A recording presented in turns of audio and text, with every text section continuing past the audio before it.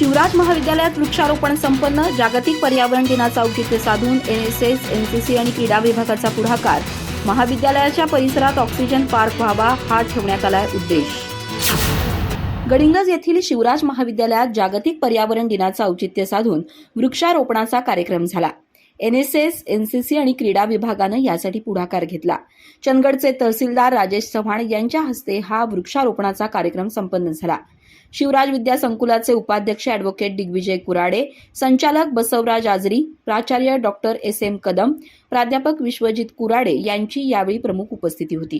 तर एनसीसी विभाग प्रमुख डॉक्टर राहुल मगदूम, क्रीडा शिक्षक प्राध्यापक जयवंत पाटील, एनएसएसचे कार्यक्रम अधिकारी doctor G Gaikwad, doctor D P. Khedkar, doctor S D. Sawant, प्राध्यापक डी.यू. जाधव, नॅक समन्वयक प्राध्यापक किशोर अदाटे यांच्यासह प्राध्यापक, विद्यार्थी उपस्थित होते. महाविद्यालयाच्या परिसरात ऑक्सिजन पार्क व्हावा या उद्देशानं परिसरात वड, पिंपळ, कडुनिंब, आवळा, जांभूळ, करंज, बदाम, कापूस, पिंपरी यासह अन्य देशी रोपांचं वृक्षारोपण यावेळी करण्यात आलं.